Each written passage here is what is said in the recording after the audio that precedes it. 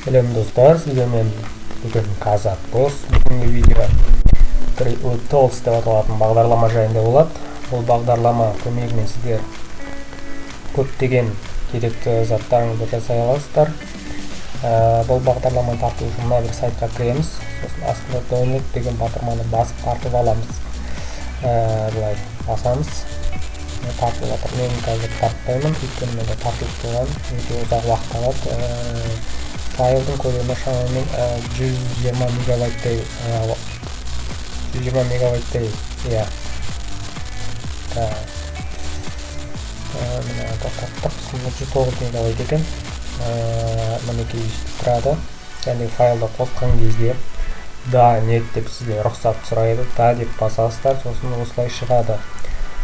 Үстіне де галочка жоқ болса галочка қоямыз. Установить деген батырманы басамыз. Егер сізде iTunes бар болса, онда бұл сол iTunes-тың көп функционалды түрі десек болады. Яғни сіздің iPhone-ыңызға компьютерден музыка, видео, фото барлығын жібере аласыздар. Және де iPhone-ыңыздан фото, видео, тағы да басқа керекті заттарыңызды компьютерге жүктей аласыздар. Тек қана видео, фото жүктеп қана қоймай, музыка, яғни өзіңіздің iPhone-ыңызға вызовқа музыкаларды таңдай аласыздар. Будильникке қандай музыка қоюға болады, соларды да таңдап қоя аласыздар. Және iPhone-ыңыздың jailbreak орната аласыздар. Jailbreak дегеніміз не ол? Бұл jailbreak, бұл iPhone-ға доступ беретін бағдарлама. Яғни iPhone-ыңыз былайша айтқанда көп функционалды болады. Мен мынандай шығып қалдым. Менің дискім толып қалғаннан кейін сіздерде бұндай шықпау керек негізінен. Сіздерде осылай шығады. Установить необходимый компонент деп. Бұда драйверлерін установить етеміз. Егер сізде iTunes болған болса, онда драйвер установить етудің қажеті жоқ. Егер сізде осылай шықса, установить драйвер дейміз. Қазір жүктеліп жатыр. Тағы айтып кетейін. Бұл бағдарламаның тағы бір ерекше, жаңа jailbreak дедік қой.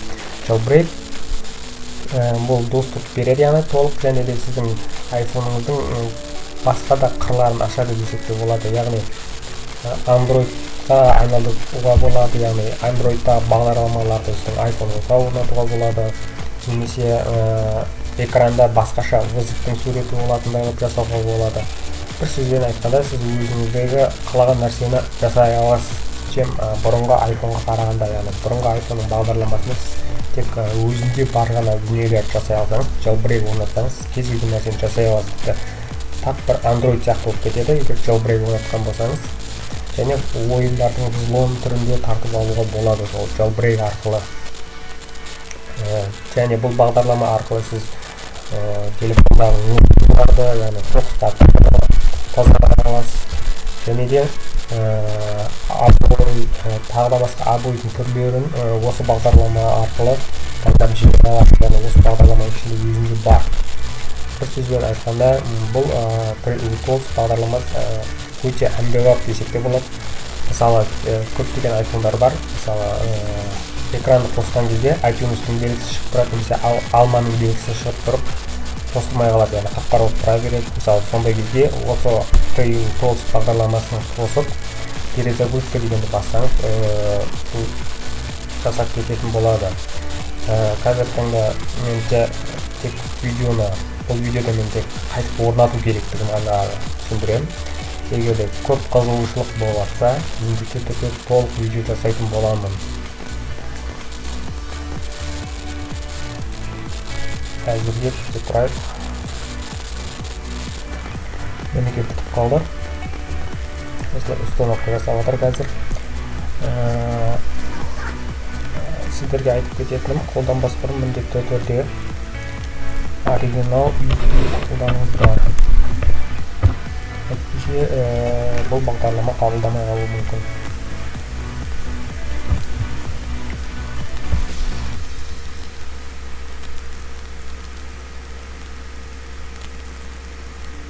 Орнатып жатыр.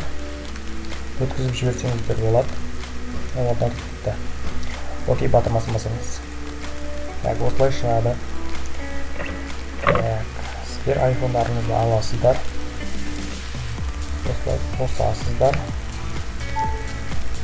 iPhone разрешить, не разрешить деп шығу қажет. Менің оригинал USB болмағандықтан дәл осылай шықты. Разрешить, не доверять, не говорить деп шығады, сол доверять деп басыңыздар. Мына менің iPhone жайлы толы ақпараттар шықты. Сіздерге айтып кететін, егер де сіздің iPhone-ыңыздың корпусы мына жерде қара түсті болып көрсетсе, ал қолыңыздағы ақ болса, онда сіздің корпусыңыз ауысқан. Мына жерде состояние батарея көре аласыздар. Және де мына жерде показать отчет подтверждение дегенді бассаңыздар, iPhone-ыңыздың жөнделген жерлері толық көрсетеді. Мысалы, менде барлығы нормально, бірақ батарея ауысқан. Нормально, бірақ экран подозрительный беріп тұр, яғни оригинал салынған немесе соған ұқсас салынған, және Touch ID ауысқанын көріп тұр. Осылайша сіз iPhone-ыңыздың толық ақпаратты біле аласыздар, яғни ұсталған iPhone алатын болсаңыздар. Тағы не айтсақ болады. Міне создать рингтон деп тұр, яғни видеолар, музыкаларды ауыстыруға болады. Мысалы, App Store-ға кірсеңіз, мына программаларды көтеруге болады, немесе арнайы көтеруге болады. Егер мысалы App Store дегенде кірсеңіздер, iCloud жазасыздар, соны скачать етіп, компьютерге тарта берсеңіздер болады. Кейін телефонды жалғап, сол компьютердегі бағдарламаларды телефонға өткізе аласыздар. Енді көптеген адамдарда 16 гигабайт телефон болған кезде осы жүйе көп қажет етеді. Енді дамиды берсеңдер, файлдарды жүктеп компьютерге жібере аласыздар, және телефонға да жібере аласыздар.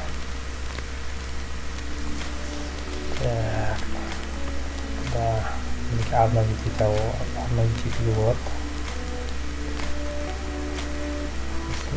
Это инструменты деген жақта көптеген керекті жүйелер осы жерде болады.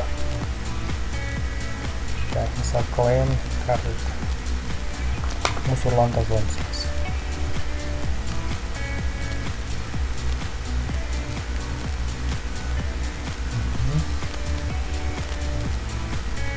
Шарт, клейм басамыз. Мусорлап кетті. Перезагрузка жаңағыдай алма ненің сурет ұстаған кезде.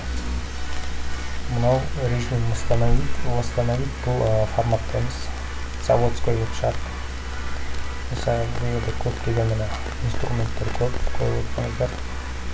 Мына прошивка и jailbreak. Енді jailbreak дегенді басамыз. Мен шарт берді. Енді одан шығып брейк десеңіздер, өздері орната береді. Бұл бағдарлама жайлы көптеген видео жасау керек. Қазір бұл бір видеоға сыйдыра алмаймын. Сондықтан осы видеоға лайк жазып кетіңіздер, және өзіңіздің достарыңызға жіберуді ұмытпаңыздар осы видеоны. Сонымен сау болыңыздар, сіздермен болған Қазақ дос.